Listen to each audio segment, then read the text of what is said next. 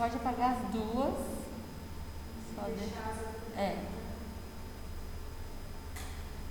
Isso. Então, gente, antes de eu começar, eu quero agora esclarecer sobre a formativa, tá? Vocês têm lá aquela 5 estudos de caso, né? Para vocês, que vocês estão fazendo já. Que dia que vocês vão me entregar esse estudo de caso?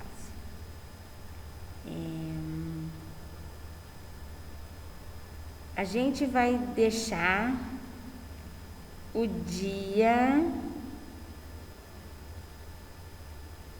16, tá? Para vocês entregarem. Então, ficou certo para o dia 16, entrega da segunda formativa.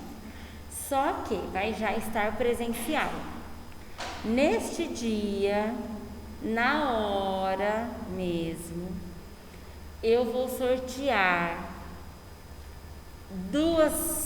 vou sortear duplas. Entendeu? Por exemplo, vamos supor que caia a Ju e a Larissa. Então, vocês vão, e aí eu vou sortear as duplas e vou sortear, na verdade não vou sortear as duplas, eu vou montar lá as duplas, mas eu vou sortear o estudo de caso que a dupla vai me apresentar. Aí, professora, mas como eu tenho que fazer? Não, vocês vão falar, porque às vezes a Ju teve uma conduta e a Larissa outra. Então, vocês duas vão pensar, por que você pensou na sonda enteral? Aí eu pensei na jejunostomia. Aí eu pensei por isso, e você por aquilo. Calma, você também tem razão, mas você também tem razão. E aí vocês duas juntas vão tomar a decisão daquele estudo de caso pra gente poder discutir, entendeu? Mas assim, vocês têm que me entregar os 5 estudos, tá? E aí eu vou sortear as duplas, vou sortear os estudos de caso no dia. Porque senão, por que eu não vou fazer isso hoje? Porque daí, eu entendo, gente, quanto mais exercício vocês fizerem, melhor para vocês. Não é para mim que vocês têm que fazer. Só que vocês concordam que se eu sortear hoje, vai ter pessoas que só vai fazer aquele que eles vão apresentar? Infelizmente, a gente precisa ainda fazer isso. Então, vamos colocar como... por isso que eu estou pedindo para entregar individual, que eu quero todos entregues, só que no dia eu quero que vocês saibam que eu vou fazer assim, tá? É uma forma, 2 aprendizados entre vocês, entre as duplas, aí cada um vai ter uma visão daquele estudo de caso, e daí eu também coloco as minhas observações, tá bom? Igual a gente fez na correção da formativa lá, beleza? No dia, não precisa fazer data show, nada, eu quero, mas vocês vão apresentar para mim, ó, o paciente assim, o estado nutricional dele é esse, a gente fez o cálculo pela fórmula ou pela regra de bolso, a gente decidiu que a dieta é tal, com tantas calorias, que tem que ter isso, que tem que ter aquilo, que se é por sonda, se não é por sonda, se é por sonda enteral ou naso, se é oro, se é intestinal, se é gástrica, né? Beleza? É isso aí. Então, ficou certo para o dia 16. Vocês têm que me entregar e no dia a gente vai sortear, tá? Deixa eu ver o que mais. Agora vamos continuar a nossa aula, que nós paramos aqui em doenças gástricas, certo? Então, gente, as doenças gástricas, como o nome já diz, a gastrite é uma doença gástrica do estômago. Gastrite já mostra que é uma inflamação do estômago, ou da mucosa do estômago, na verdade, por várias causas. Pode ser por causa microbiana, né, por algum micro-organismo. Por exemplo, o H. pylori é um micro-organismo super associado à gastrite. Pode ser por alterações químicas, pode ser por tomou alguma medicação muito forte, pode ser tomou veneno, né? Engoliu álcool, engoliu soda, perfume, né? algumas alterações químicas, alterações hormonais, todos esses desequilíbrio, fatores que mantêm a integridade do estômago. Fora isso, a gente sabe que o estresse é muito característico de pessoas que desenvolvem a gastrite, né? Então, assim, a gente sabe que a mucosa do estômago, ela é uma forma de proteção da parede gástrica, porque, como a gente já falou semana passada, o ácido clorídrico é tão ácido que ele seria capaz de lesionar a parede do estômago. Então, a gente tem a mucosa, né, o muco, que protege isso. E o que infelizmente diminui, interfere nessa proteção? O estresse. Então, por isso que pessoas estressadas podem desenvolver a gastrite, mesmo se elas comem adequadamente, porque esse muco é diminuído, daí o ácido clorídrico incide diretamente na parede do estômago e vai causar uma inflamação, porque é um ácido que está ali, tá? Então o estresse faz isso, o cigarro faz isso, o álcool faz isso, os anti-inflamatórios não hormonais faz isso, e a Helicobacter pylori também faz isso. Quais os sintomas que a pessoa com gastrite tem? Náusea, vômito, mal-estar, anorexia e epigastralgia.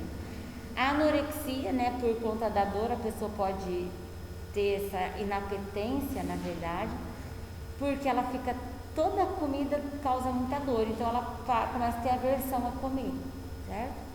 A epigastralgia é uma dor em epigastro, que é na região, na parte de cima do estômago, na boca do estômago, como eu falei aquele dia, né, região epigástrica. E o mal-estar, né, devido à inapetência, mal-estar devido a estar sempre com aquele incômodo, né? Vocês já tiveram dor de estômago? Muito provavelmente. Como é incomodante uma dor? Dor é incomodante, né? Vamos falar bem a verdade. Eu lembro que quando eu era criança, eu tinha dor abdominal, e aí aquilo me incomodava tanto, e eu falava assim: mãe, eu prefiro dor de ouvido, prefiro. Aí me dava dor de ouvido, não, eu prefiro dor de barriga. Resumindo, dor é dor, né? E os tipos de gastrite, a aguda e a crônica, a gente até falou um pouco delas já semana passada, né? Não delas, mas da doença aguda, ela é sempre uma doença que ela acontece rapidamente, ela é uma doença, nessa fase, ela é sempre muito desconfortável e ela precisa ser medicada, né? Já a crônica é aquela pessoa, eu tenho gastrite, mas eu tô aqui dando aula, eu vou no shopping, eu tenho uma vida normal, ela não está me incomodando hoje, mas talvez daqui 2 dias ela me incomode. Isso não é uma gastrite crônica. A aguda, a pessoa busca um pronto atendimento, né? Então, a crônica geralmente dá deficiência de vitamina B12 pela atrofia das células parietais que secretam ácido clorídrico e fator intrínseco. O fator intrínseco, ele está intimamente associado à absorção de B12. E como na crônica, por o fato da gastrite já acontecer há muito tempo, como isso causa a atrofia dessas células que secretam o fator intrínseco, né? E daí pode desenvolver a deficiência de B12. Mas e a úlcera? O que é a úlcera? Que a gente fala de úlcera péptica, mas pode ser úlcera gástrica também. É a área do trato gastrointestinal que realmente sofreu uma erosão pela ação do ácido clorídrico. Já é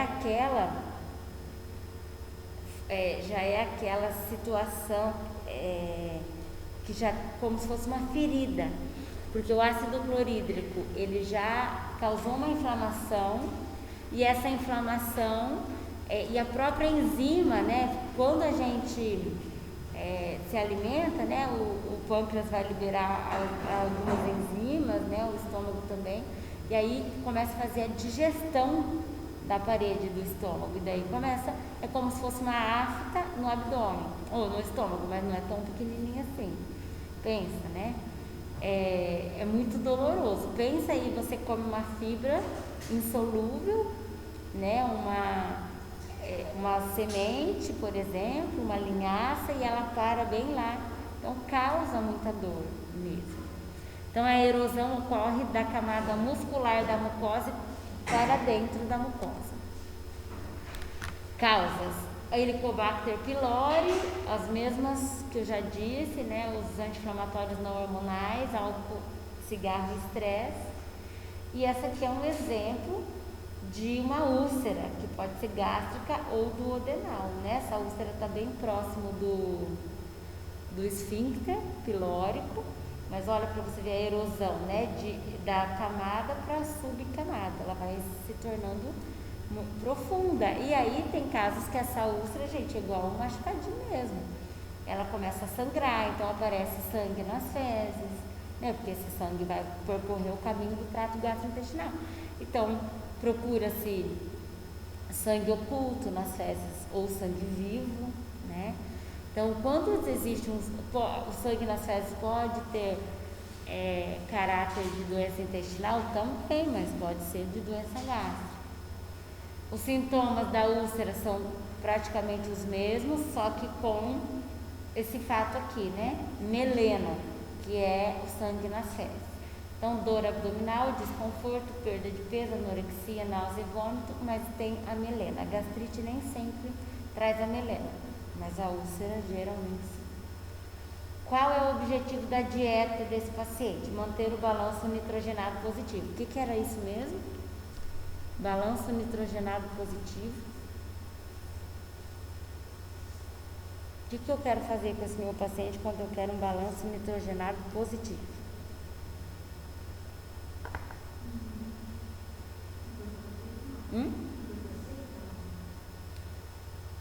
Indiretamente sim, porque se eu quero fazer um balanço nitrogenado positivo, eu quero que a pessoa consuma mais proteína do que ela perca. Então eu quero que entre ganhos e perdas, que a ingestão seja maior do que a perda, né? Poupar proteína para reparo do tecido, então precisa reparar aquelas erosões. Promover ingestão dietética normal. A gente tem esse objetivo, que a pessoa volte a comer normalmente. Reduzir as secreções gástricas, porque cada vez que existe a necessidade de secretar, existe uma dor, né, pela contração gástrica. Evitar algumas deficiências, evitar distensão, modificar hábitos que sejam ruins, incentivar o paciente ao tratamento medicamentoso. Então, por mais que o paciente vá até nós, se existe um diagnóstico de úlcera e ele, não quero tomar medicação, é importante ele fazer, porque vamos supor que seja pela Helicobacter pylori. A gente precisa matar essa bactéria. E a alimentação não vai matar ela, então a gente trata de uma forma coadjuvante, né? A gente vai ajudar o tratamento. Então, existe a necessidade da medicação anti-inflamatória, a medicação que diminua a secreção, o próprio antibiótico em algumas situações, e aí a gente entra tratando, ensinando esse paciente, incentivando, traçando estratégias para esse paciente se alimentar melhor. Plano alimentar hiperproteico também, né? Lembra que na esofagite também ele é hiperproteico pela diminuição da secreção. Hipercalórico se for necessário. Por exemplo, se o paciente é obeso, eu vou dar uma dieta hipercalórica? Não. Hipolipídica, para não ficar muito tempo lá para fazer digestão, e normoglicídico. Refeições pequenas e frequentes. Geralmente a gente acaba dando 6 ou até mais refeições ao dia, dependendo da quantidade, da necessidade do paciente. Eu não vou dar grandes refeições, não, mas eu preciso atingir o que ele precisa, né? Excluir alimentos pouco tolerados, isso é crucial. Talvez assim, o pão torrado. O pão torrado é alimento que ele já tem uma etapa da digestão feita por ele ser torrado. Então a tolerância dele é melhor do que a do pão que não foi torrado, por exemplo. Mas a gente pensa que por o pão torrado ser duro, ele vai machucar. Não tem disso, né? Tanto que na dieta branda o pão que pode usar outro pão, pode, mas ele torrado vai fazer uma digestão mais rápida. Mas vamos supor que a pessoa fala, não, eu não aceito toda vez que eu como um pão torrado, me faz mal, então você não vai falar para ela pôr na dieta. Por exemplo, eu não me sinto bem com batata. Tudo bem, se ela está dizendo que causa um desconforto, não tem por que você falar, não, você vai comer porque eu quero que você coma. Como o leite é um alimento que muitas pessoas falam, se eu tomar leite dói meu estômago, mas muitos não sentem nada com leite. Não tem por que também tirar o leite de uma pessoa que se dá bem com ele é um alimento hiperproteico, né? Ele é rico em cálcio, é um alimento que se a pessoa não tem aversão a ele e nem intolerância, ele pode ser mantido na dieta. A gastrite, a úlcera, a dietoterapia é muito focada no que ela aceita e no que ela tolera ou não, tá? Evitar temperaturas extremas, alimentos de fácil desagregação, por exemplo, o torrado, a fibra solúvel, o arroz sem o feijão ou só com o caldo do feijão, repolho, brócolis, couve-flor, pimentão, eu não preciso fornecer nesse momento, principalmente da fase aguda, porque vai causar distensão, vai causar flatulência, né? Leite pode ser utilizado se a pessoa tolerar, o iogurte e leite fermentado são bem tolerados. Evitar fibras, principalmente a insolúvel. Eu não preciso falar para o paciente comer um pão integral, gente, com uma úlcera, porque o integral é mais saudável. Ele vai ter a fibra e corre-se o risco daquela fibra parar ali na úlcera, entendeu? Então, assim, a gente busca uma alimentação saudável, mas eu preciso resolver o problema maior. O problema maior hoje é a gastrite, é a úlcera. Meu objetivo é que ele volte a comer de uma forma mais saudável possível, mas nesse momento é viável eu dizer para ele comer mais salada crua do que cozida? Não. Não é porque o cru, ele demora mais para fazer digestão. Ele tem as fibras não abrandadas, né? Então, por que eu vou dizer para ele, você tem que comer o cru? Fibras abrandadas pela cocção, não fumar e não estar próximo a fumantes, evitar alimentos ricos em cafeína, café, chá, chocolate, o chá preto, né? Ou o chá mate, mas o chá claro pode ser consumido. Se ele relata refluxo, a gente vai falar para evitar o chá de hortelã, embora ele seja claro. Evitar refrigerantes, frituras, principalmente por conta da acroleína, que é aquela substância que a fritura forma, inclusive ela é cancerígena. Carnes, preferir moídas, desfiadas e pedaços pequenos. Glúten podem reduzir o tempo de esvaziamento gástrico. Por exemplo, se a pessoa não tem nenhum desconforto comendo pão, tudo bem. Comendo um bolo simples, tudo bem. Agora, se você vê que ela tem, aí é importante tirar. Se você repara que tudo que ela diz que incomoda tem glúten, daí é importante retirar também. Preferir vegetais cozidos, frutas cozidas ou bem maduras, sem sementes e sem casca. Pode ver, a gente tira toda a fibra insolúvel, né? Pode-se usar sucos de frutas e evitar sentir o cheiro da preparação, porque cada vez que a pessoa sente cheiro, nosso estômago secreta, e aí essa secreção causa dor.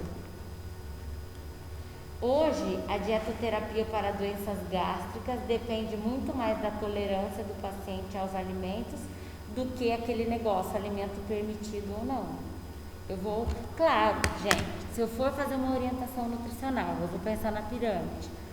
Eu não vou falar para ele consumir cereais integrais. Vegetais, pode consumir 3 tipos de vegetais, nesse momento, legumes cozidos, né? Vou falar das frutas bem maduras, assadas, cozidas, né?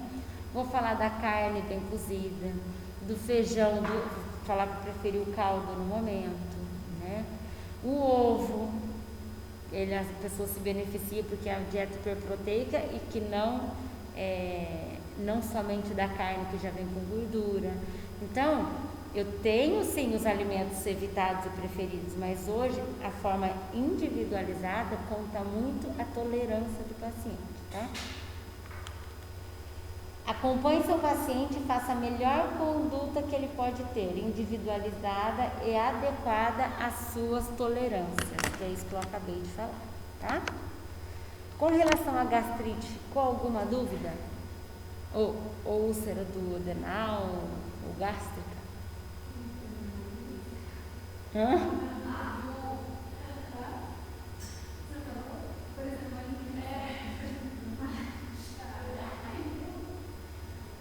É verdade, né? Parece uma linguiça e parece um mandruval. Ai, gente. Bom, agora falando um pouco das doenças do trato gastrointestinal, do intestino. Até agora a gente falou da trato gastrointestinal alto, né? Esôfago e estômago. Agora, intestino. A retocolite, gente, eu gosto muito de falar da retocolite, mais do que da doença de Crohn, inclusive. A retocolite, o que a gente tem que lembrar? Colite é uma inflamação, olha o nome, do reto ou do cólon. O que eu quero mostrar para vocês aqui? Nós temos, essa foto que vocês falaram muito linda aqui, tudo isso aqui é intestino delgado, vocês concordam comigo? E a partir do momento que o bolo fecal, o quimo, né, sai, o que sobra do ilho, né, vai para o intestino grosso. Isso aqui se chama, tudo isso aqui é o intestino grosso, né, que é formado pelo cólon ascendente, que é o que sobe, cólon transverso, cólon descendente, sigmoide e o reto, certo?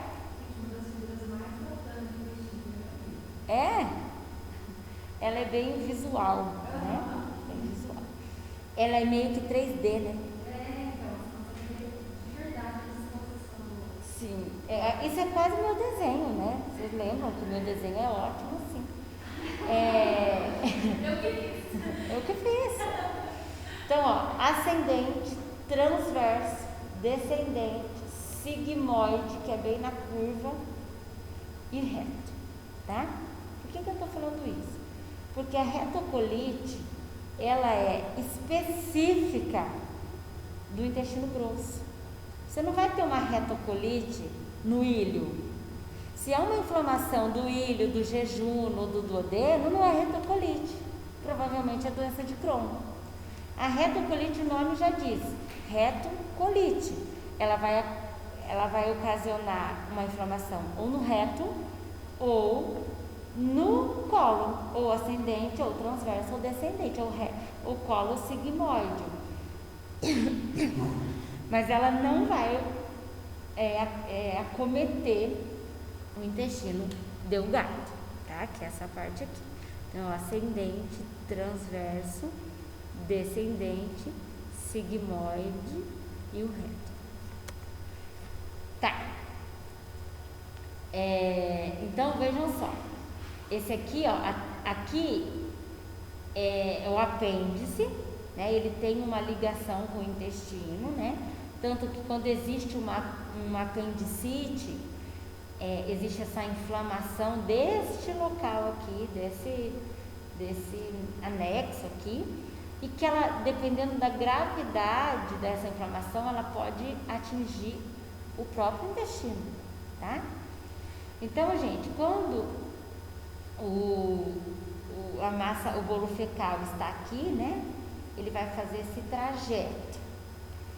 E se existe uma inflamação do cólon ascendente, ou do transverso ou do descendente, ou do cólon sigmoide, que é bem na curva, provavelmente uma retocolite. Um outro nome dessa doença, colite só. As pessoas falam colite, eu tenho colite, tá? É um outro nome. Então é uma colonopatia, uma doença do cólon profunda, que produz inflamação e ulceração na mucosa do intestino grosso, especialmente no reto. É uma doença inflamatória intestinal, tá? Principalmente acomete o reto, mas pode acometer qualquer parte do cólon, na verdade. Ela não vai ter retocolite no intestino delgado, isso vocês tenham certeza. Não afeta a parede intestinal em toda a sua espessura e jamais no intestino delgado. Geralmente afeta o colo sigmoide ou reto e pode ser aguda, leve ou crônica. Sua causa é desconhecida, ela está associada pode ser uma doença autoimune, pode ser causada por bactéria ou vírus, pode ter questões genéticas e psicológicas, gente. Uma pessoa muito nervosa, que passou por alguma situação traumática, tá? E alguns agentes alérgicos. Frequentemente ela está presente nos pacientes depressivos, irritáveis e instáveis emocionalmente. É muito comum a retocolite aparecer em pacientes que fazem quimioterapia, que a quimioterapia ela pode causar inflamação intestinal, tanto enterites, né, no intestino delgado, quanto no grosso. Quando acomete o grosso, daí é uma retocolite desencadeada pela quimioterapia.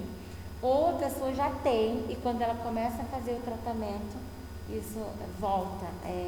Porque a retocolite, ela não é uma doença que você trata e está curado. A pessoa com retocolite, ela pode, em determinados momentos da vida, ela agudizar, tá? Agudizar. Sintomas: hemorragias retal, porque pode ser uma úlcera, né, na região intestinal, diarreia acompanhada de dor, febre, desidratação, perda de sódio, potássio, então existe um desequilíbrio eletrolítico, anorexia, porque essa pessoa tem muita dor. Ela é realmente uma pessoa que tem muita dor abdominal, tá? Então ela come e sente dor, então ela não come. E deterioração do estado nutricional. Qual que é o nosso objetivo? Corrigir essa perda de eletrólitos, corrigir o estado nutricional, que geralmente é para perda de peso, combater a diarreia e evitar a volta da doença, porque é uma doença que ela dorme, mas ela pode agudizar, tá, gente? Então, na fase aguda, veja bem, eu preciso de uma dieta elementar. O que é uma dieta elementar ou semi-elementar?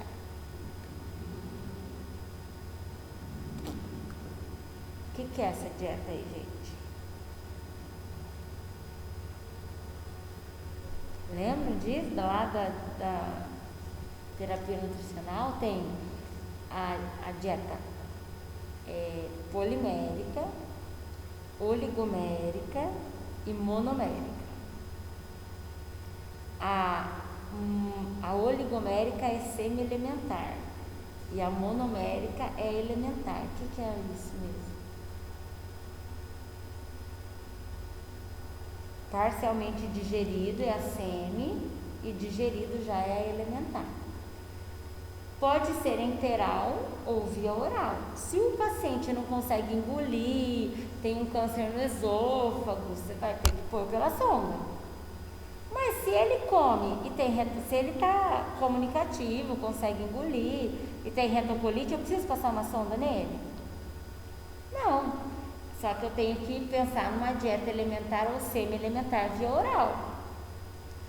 Então eu posso usar, sabe aquelas dietas industrializadas? Eu posso usar uma semi-elementar pela boca. Só que ela não tem gosto tão gostoso assim. Então, mas você pode usar ela e bater com alguma fruta, certo? Agora ela tem alguns que tem gosto de cappuccino, né, de limão, né, saborizado, mas assim, enjoa, né? Comer todas as refeições de uma dieta industrializada. Se você passar pela sonda, não vai enjoar porque o paciente não sente sabor, mas pela via oral enjoa. Então, o que a gente pode fazer? Já que essas dietas são parcialmente digeridas ou digeridas e ela tem tudo que o paciente precisa, todos os macro e micronutrientes, eu coloco elas nas refeições principais e coloco outro sabor em outros momentos. Só que o que seria uma dieta elementar que a gente faz em casa? O caldo da sopa, por exemplo, que não nutre, né? Então, por isso da necessidade, muitas vezes, de eu ter que usar uma dieta mesmo pronta, mas que seja digerida, para esse paciente não perder muito peso. Se for via oral e não satisfazer as necessidades pela via oral, daí passo uma sonda e alimento, coloco a dieta pela sonda. É importante ter glutamina na alimentação pela sonda. Por quê? Porque a glutamina, ela é uma energia rápida, lembra? Que a glutamina, ela perde o grupo amino, sobra o grupo carboxila e ela vira um dos compostos do ciclo de Krebs. Vocês lembram disso ou não? Então lembra, Larissa? Você estava prestando atenção em mim aquele dia, eu lembro. Não sei porque você já esqueceu. A glutamina é um aminoácido que a gente chama de... não é glicogênico, ele é de energia rápida. Por quê? Lembra que os aminoácidos, para produzir energia, alguns são glicogênicos, né? Perde o grupo amina e o esqueleto que sobra lá de carbono vira glicose, né? E tem uns aminoácidos que viram acetil-CoA e entram no ciclo de Krebs. A glutamina é aquele que perde o grupo amino e vira um dos compostos do ciclo. Então, ela é uma forma de energia rápida. Vocês viram como que a gente encontra respostas assim na bioquímica, né? Por isso que a gente tem que falar, a bioquímica não muda. A gente consegue entender que a glutamina é uma energia rápida por conta dessa questão aí. E a glutamina, por ela ser energia rápida, ela faz replicação celular rápido, então ela faz replicação dos enterócitos, que são as células intestinais. Então ela é bem indicada para os mucosa do trato gastrointestinal como um todo. Nutrição parenteral quando houver fístula ou quando precisar retirar uma grande parte do intestino. Porque vejam bem, se tira uma grande parte do intestino, não pode chegar bolo fecal lá, porque está retirado, precisa cicatrizar, daí vai passar um bolo fecal, né? Daí pensa em parenteral. Quando o paciente já está progredindo, saindo da fase aguda, aí eu com certeza, vou dar uma dieta hipercalórica, que é realmente a necessidade dele, porque ele tende a ser emagrecido. Uma dieta hiperproteica, que pode variar de 1 grama por quilo por dia até 2,5 gramas por quilo por dia de proteína. Dieta pouca em vários horários, com o mínimo resíduo possível. Resíduo, quanto mais fibra, mais resíduo a gente forma, né? Mais bolo fecal a gente forma. Então, deve-se excluir castanhas, os feijões, as leguminosas em geral. Cuidar com as frutas e verduras, que elas devem ser coccionadas, né? As verduras e as frutas bem maduras ou cozidas também. Limitar a ingestão de leite, principalmente porque esses pacientes podem ser intolerantes à lactose. Evitar temperatura extrema. As refeições devem ser momentos agradáveis, porque eles associam muito a momentos ruins, porque a alimentação causa muita dor em quem tem retocolite. Então, eles não gostam de sentar na mesa, eles não gostam de comer. São pessoas que desaprenderam a ter o prazer deste momento. Mastigar bem os alimentos, utilizar o ômega 3, que é um anti-inflamatório. Triglicerídeo de cadeia média, que é um tipo de gordura que aumenta a caloria sem precisar de absorção intestinal Ele também é uma energia rápida, ele faz produção energética rapidamente, porque ele já é o triglicerídeo de cadeia menor, né? Então a gente usa bastante o TCM nos suplementos. Os suplementos, muitos deles, o triglicerídeo é o de cadeia média. A glutamina, como eu já falei. Discutir sobre os temores relacionados à ingestão de alimentos. Esse paciente pode precisar de terapia para voltar a se alimentar. E assim, a gente tem que ensinar ele. Pode ser que se ele volte a comer uma dieta muito rica em fibra, ela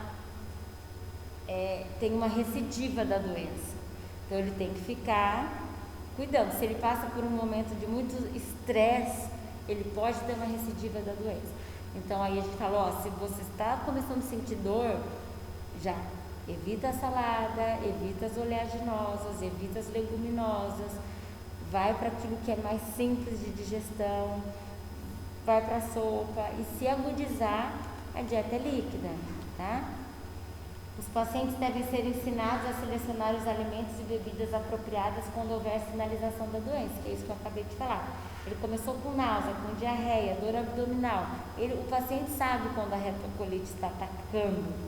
E aí ele tem que lembrar, vamos voltar para a dieta líquida. Às vezes ele volta para a sopa, chá claro, pão branco mesmo, torrado, né? Sem muita firula, sem oleaginosas, né? O básico mesmo, com pouca fibra, já resolve. E a doença de Crohn já é exatamente o oposto, é o oposto entre aspas. Ela é uma doença intestinal inflamatória, mas ela acomete o ilho e no seco e pouco o cólon. Ela acomete principalmente o ilho, mas ela pode afetar desde a mucosa oral até o reto, tá? Então pode ser uma inflamação que pode dar aqui na boca, né? Pode vir aqui pelo estômago, intestino delgado e grosso e reto, tá? Geralmente ela acomete o ilho, que é a parte final do intestino delgado. Sintomas: cólica, febre, perda de peso, debilidade, que é confusão mental, estenose intestinal, porque incha, fica edemaciado, náusea, feridas na boca, sangramento intestinal e vômitos. Qual que é o nosso objetivo? Repor sódio e potássio, promover repouso intestinal. Gente, a dieta tem que ser muito fácil de digerir para eu conseguir repouso intestinal. Corrigir a anemia, porque esse paciente perde bastante sangue. Monitorar intolerâncias à lactose e glúten, talvez seja preciso retirar os dois. E promover o ganho de peso. Quando existe, gente, na doença de Crohn, é uma inflamação grave, precisa, para tratar doença de Crohn e retocolite, de anti-inflamatório potente, corticoide, que é uma inflamação muito grave. Em alguns casos não resolve, só tirando a parte inflamada. Aí quando existe na doença de Crohn uma inflamação muito aumentada e que não resolve com a medicação, aí vai para a ressecção cirúrgica. E aí, o que se faz nesses pacientes? Retira parte do intestino, e para deixar o intestino cicatrizar, a gente precisa entrar com uma nutrição parenteral, que é essa aqui, né? Aqui é carboidrato, aqui proteína e aqui o lipídio. Daí mistura tudo e dá pela veia. Porque eu não quero que passe, o médico não vai querer que passe nada pelo intestino, porque ele resseccionou uma grande parte, agora precisa cicatrizar. Isso no caso de uma inflamação que não melhora com a medicação. Mas assim, se for possível, se o médico fizer a ressecção, não é uma ressecção muito grande, e ele liberar a dieta, tudo bem. A gente vai fazer dieta via oral, mas com pouco resíduo, dieta líquida.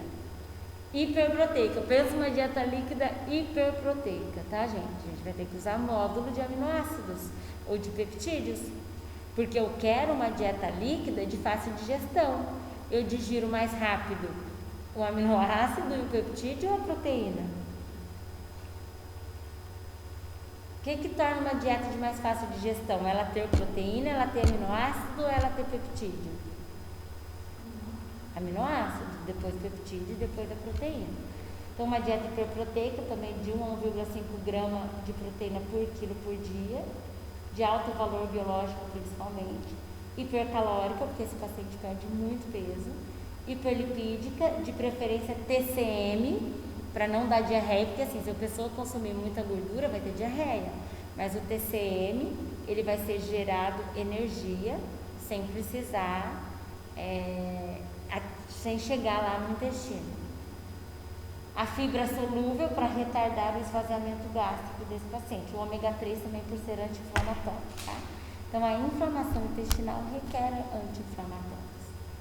Refeições pequenas, evoluir dieta gradativamente, porque o nosso objetivo é que o paciente volte a comer, né, adequadamente. Mastigar bem os alimentos. Se houver ressecção cirúrgica, deve-se atentar para as possíveis deficiências. E se não conseguir suprir as necessidades com a via oral, tem que fazer uma dieta por sonda. E se for o médico fizer a ressecção e dizer não dá para a gente alimentar pelo trato gastrointestinal, a gente vai usar uma parenteral mesmo. Beleza até aqui? Agora, diarreia. A diarreia nada mais é do que o aumento do peristaltismo, tanto que quando você chega num pronto atendimento e o médico vai te avaliar, ele vai colocar o estetoscópio no seu abdômen e ele vai ouvir, vai ter muitos ruídos hidroaéreos, né, sinalizando um peristaltismo muito aumentado. E até você escuta, você sente, né? Mas o que é classificado como diarreia pela Organização Mundial de Saúde? São evacuações líquidas, não pastosas, que acontecem mais de 5 vezes ou 3, não lembro mais, gente. Eu acho que é 3. Só que é líquida, tá? Não é pastosa. Porque tem pessoas, eu até canso, assim. A minha sogra sempre fala assim, porque ela que fica com as minhas filhas, mais do que minha mãe, né? Daí, e minha filha mama, e o leite materno deixa as fezes mais moles, né? Mais clarinha também. Daí ela fala, ai, Helena, a analista com diarreia. Aí eu falo, é normal, é assim mesmo, né? Mas já, tipo, vem na minha cabeça, diarreia, evacuação líquida, né? Daí eu até pergunto, ele foi absorvido igual xixi? Não, mas tá bem mole. Mas é isso, porque às vezes você também chega para avaliar um paciente, você pergunta, tá fazendo cocô? Ele diz, tô bem mole. Bem mole é como? Ele tá transparente igual xixi, ele tem, parece uma pasta, é uma pasta, então é diferente, por isso é importante a gente investigar melhor do que simplesmente aceitar, tá mole, tá? O peristaltismo é tão aumentado, então o trânsito intestinal é tão rápido, que naquela passagem, vamos voltar lá para a figura, quando o alimento está passando por aqui, uma das funções do intestino grosso é absorver água, é tirar água do paciente, das fezes e absorver essa água. Então as fezes vão ficando mais duras. Como o peristaltismo está aumentado, é tão rápido esse trânsito aqui que não dá tempo de reabsorver água. Então as fezes ficam muito líquidas, tá? Por isso que aqui está escrito assim, ó, a redução da reabsorção de água. Isso causa as fezes aquosas. Causas pode ser funcional, o estresse, orgânica, quando existe uma lesão intestinal, osmótica, no caso de intolerância a carboidrato ou intolerância a calorias. Esse é o tipo de diarreia que o paciente de cirurgia bariátrica tem, e vocês podem ter certeza que em concurso sempre tem uma pergunta de diarreia, tá? Principalmente osmótica.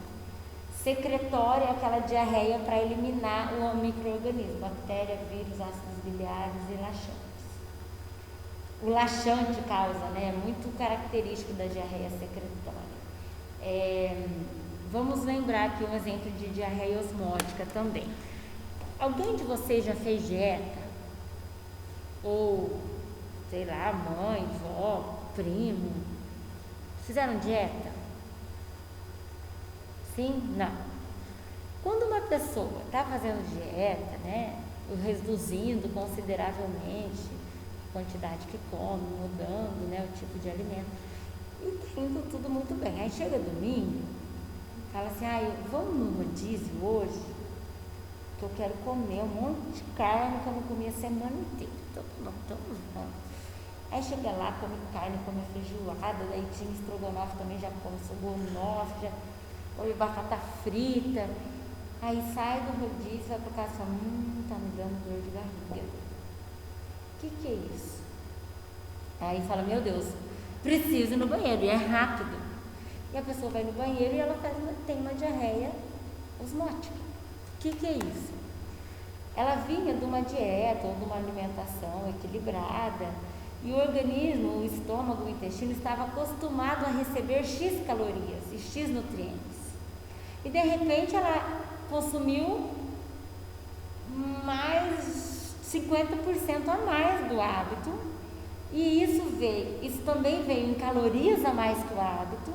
Então, assim, a quantidade de gordura, de carboidrato, de calorias que está ali no intestino é muito grande. O que acontece, gente? O organismo, para equilibrar isso, retém água, né? O intestino retém água, ele tira a água porque está muito concentrado em nutrientes no intestino, está muito concentrado em calorias, então ele não reabsorve a água, ele deixa a água ali para equilibrar, e daí a pessoa tem a diarreia osmótica por uma questão osmolar. A concentração intestinal está muito grande, então ele precisa de ter água, por isso ele não é que ele está com virose, tomou laxante, nada, é uma diarreia osmótica devido ao excesso calórico e nutricional e de nutrientes que ele consumiu, tá bom? Então, quando vocês ouviram eu falar, estou com dor de barriga, acho que eu comi muito, eu estava comendo pouco, agora eu comi um monte, diarreia osmótica.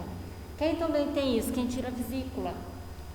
Porque depois que você tira a vesícula, a digestão, né, o organismo tem que aprender a digerir, né, aprender não, a vesícula tem que começar, a vesícula não existe mais depois que você tira, né, o fígado tem que produzir bile na hora das suas refeições, e até ele aprender isso, né, acaba que a gordura chega intacta no intestino, sem ter sido digerida, e aí ocorre uma diarreia osmótica pelo excesso de gordura que chegou lá.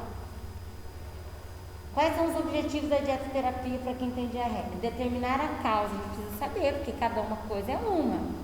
Por exemplo, uma diarreia osmótica de um paciente que tirou vesícula, uma conduta é uma.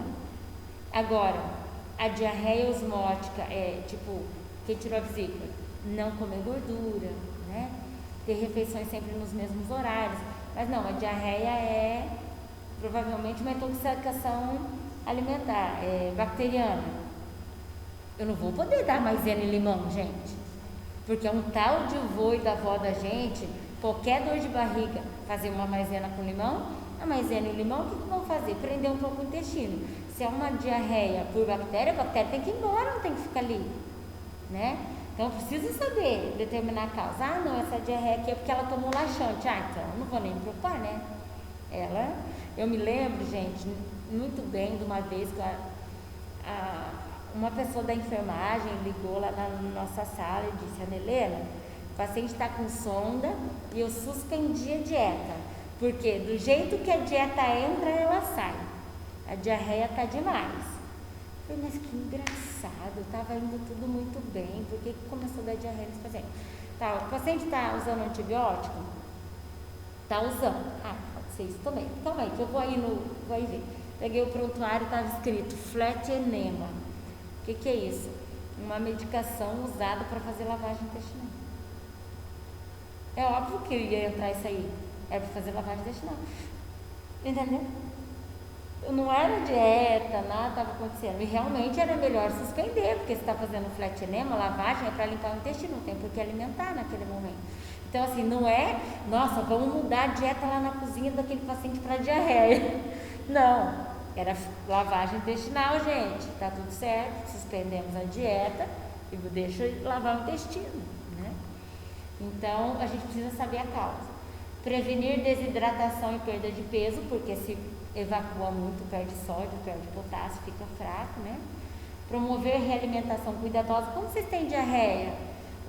Vocês estão se sentindo melhor, vocês já vão comer a feijoada?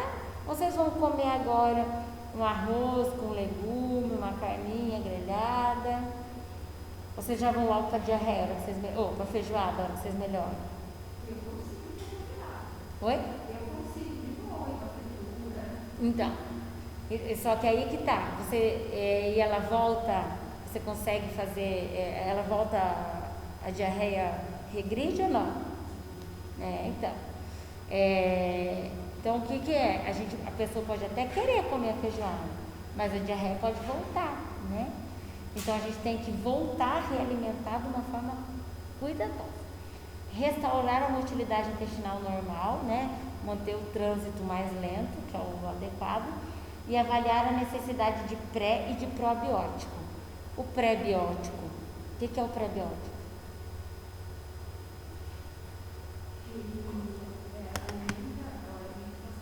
A fibra. E o probiótico, as bactérias bífidas, né? Os lactobacilos. Então, no primeiro momento, a paciente em diarreia entra em jejum, né, de 12 horas. Ela vai consumir líquidos e intravenoso, soro, né, para evitar a desidratação. Iniciar, assim que o médico liberar, a gente inicia dieta líquida via oral, de preferência com chá claro, né, sucos coados, né, porque eu não vou poder dar a fibra do suco ali, gelatina, né, de preferência zero açúcar também. À medida que as fezes começam a se formar, reintroduz os alimentos sólidos em pequena quantidade. Claro, nós não vamos introduzir o frito, o hipersódico, né? Não vamos dar um salgadinho, uma torcida para essa pessoa, né, gente? Um charque, um churrasco, certo? Evitar a lactose, introduzir gradativamente após a melhora da diarreia, e a gente não introduz o leite, a gente introduz primeiro o iogurte, para depois o leite, tá? Evitar bebidas carbonatadas, que é aquelas bebidas tipo refrigerante à base de cola. Evitar cafeína até o problema ser resolvido. E usar os lactobacilos para repor as bactérias intestinais benéficas. A gente pode usar o iogurte e o leite fermentado? Pode, mas pode, dependendo do lugar que você compra, pode nem ter mais lactobacilo assim, porque a gente tem que... Como que é o transporte, né? Então talvez usar isso como repor não seja tão eficaz assim, como reposição. Ele é mais usado para manutenção, né? O iogurte, o leite fermentado. Geralmente a gente prescreve o lactobacilo mesmo. E na constipação? Outra coisa, é importante manter os horários de alimentação, e aí sempre pensar na pirâmide, no caso de reintroduzir, com pouca fibra insolúvel, tá? Também na diarreia, como bem parecido com a retocolite, com a colite, ou com a doença de Crohn. Só que o retorno para uma alimentação adequada acontece em uma semana, já a retocolite pode demorar, né? Já a constipação é aquela pessoa que tem a massa fecal no cólon durante ou por mais de 24 a 72 horas após a ingestão de uma refeição, ou quando o paciente faz muito esforço para defecar. Na verdade, existe, acho que a Natália, que deve ter abordado isso melhor do que eu até, porque eu só faço uma geral aqui da fisiopatologia, né? Mas assim, existem os critérios de Roma, que faz diagnóstico de constipação. Gente, a constipação não é assim. Ju, você vai no banheiro quantas vezes por semana? 2 vezes. Constipada. Larissa, você vai no banheiro quantas vezes por semana? Todo dia. Ela é ótima. Gente, não é só a frequência. É o esforço, é o tipo das fezes, a consistência das fezes, tá? A cor das fezes. Tudo isso, nos critérios de Roma, existe essa classificação de fecal, né?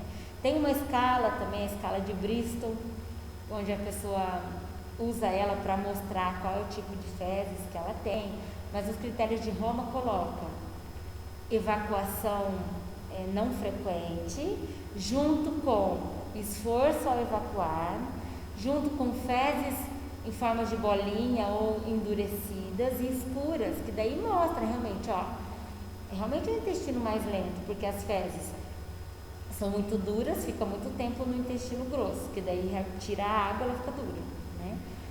Se ela está escura, é porque perdeu mais água ainda, então ela é uma fezes velha, né, entre aspas, assim, então realmente é lento. Ele evacua 3 vezes por semana, né? Realmente outro sintoma de lento.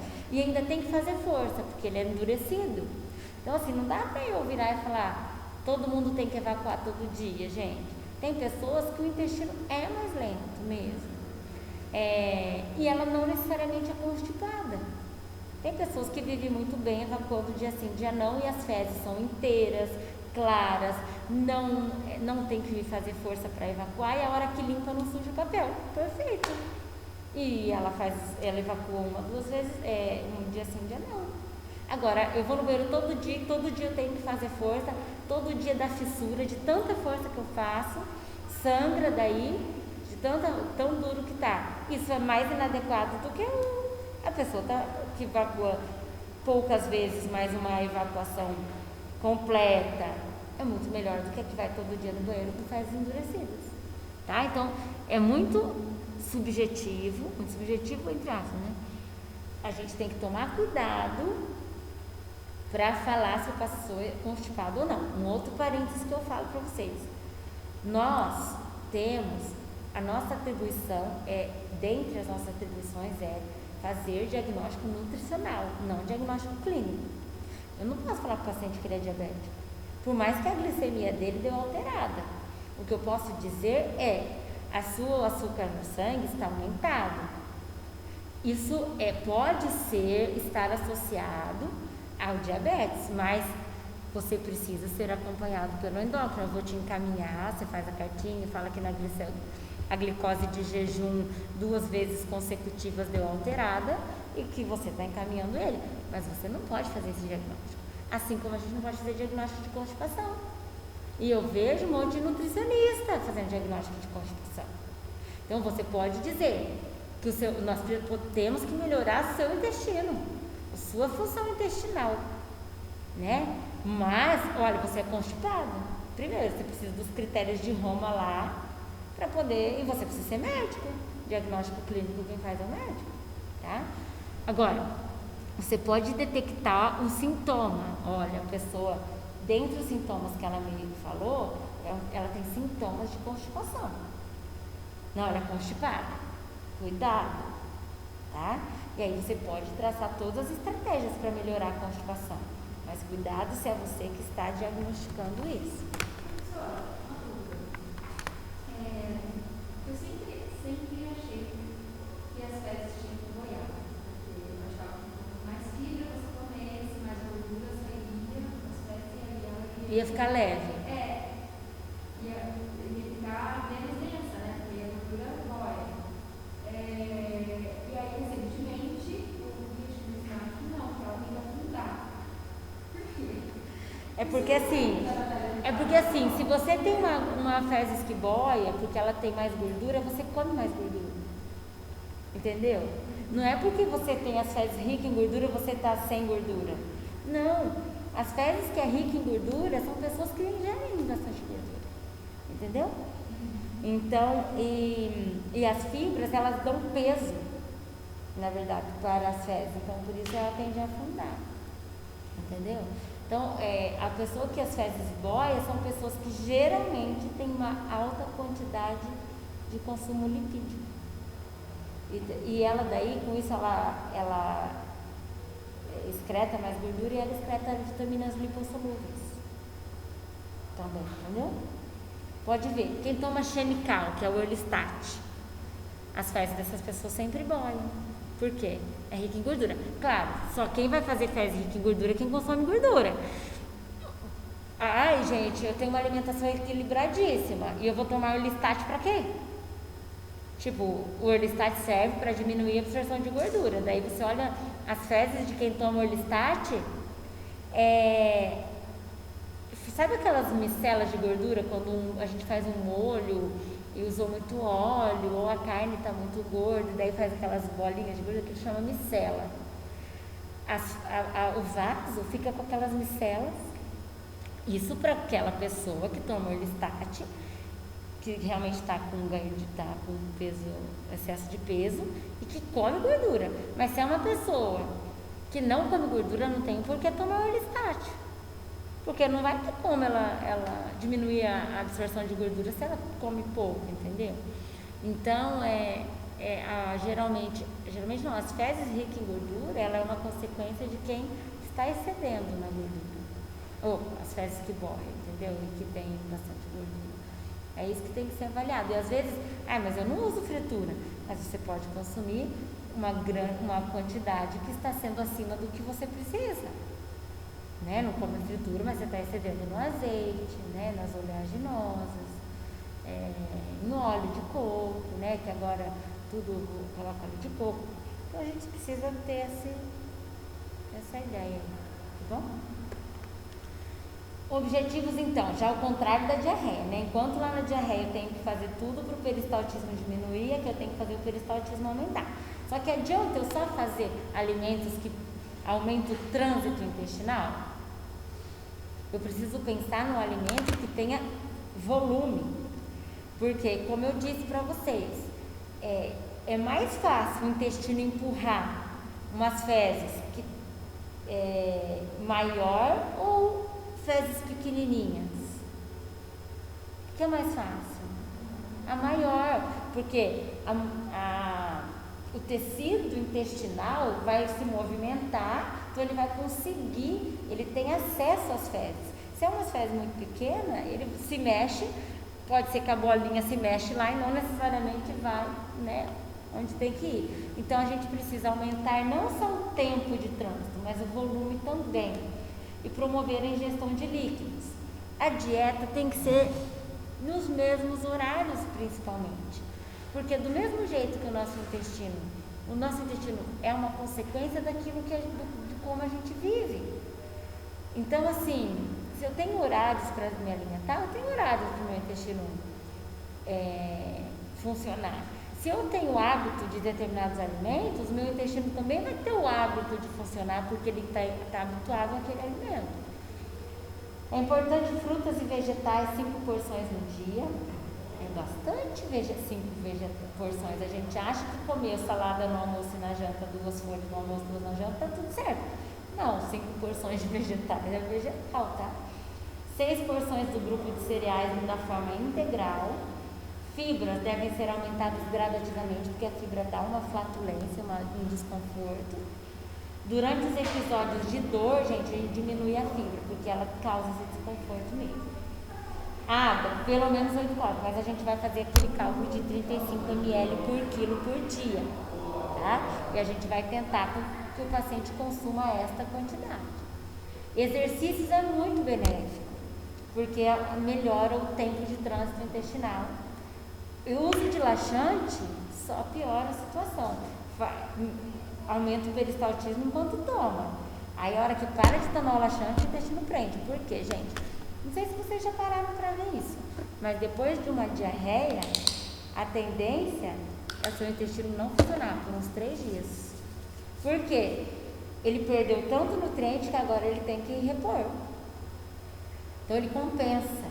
E fora que a diarreia fez uma lavagem intestinal, então precisa formar novo bolo fecal, né? E o laxante faz isso, na hora que a pessoa para, o efeito do laxante para, ela tende a prender.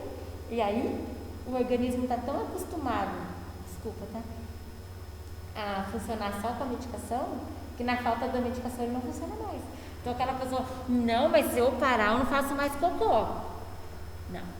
Você vai ficar realmente um tempo agora, mas nós vamos tentar fazer o seu intestino funcionar sem o laxante. Nem que isso demore uma semana. Mas senão ela não vai sair do laxante nunca, tá? Identifique alimentos que tenham efeito laxante. Gente, isso também é muito individual. Tem pessoas que vão dizer assim pra gente: o café solta meu intestino. Nossa, eu já percebi que a couve solta meu intestino. Ah, eu já percebi que o leite solta meu intestino. Eu já percebi que o maracujá solta meu intestino. Eu já percebi que a banana. Então, busque esses alimentos para introduzir. A gente sabe que mamão, beterraba, laranja são alimentos ricos em fibras e que têm efeito laxante. Mas você identifique alimentos além desses. As pessoas geralmente conseguem perceber isso daí. Explique ao paciente que a evacuação diária não é uma necessidade para todo mundo, gente. Não é mesmo. Como eu falei para vocês, a evacuação diária depende. Eu não tenho que buscar isso para todo mundo. Eu tenho que buscar fezes inteiras, claras, que saiam sem esforço, né? Claro que a pessoa que fica uma semana sem evacuar, ela vai ter as outras consequências. Ela vai ter as fezes endurecidas, escuras e vai fazer esforço ao evacuar. Mas se ela não vai ao banheiro todo dia e não tem essas características, ótimo, tá bom? Gente, vamos parar por aqui, porque eu não vou parar a diverticulite no meio do caminho, certo? E a gente termina essa apostila na sexta-feira.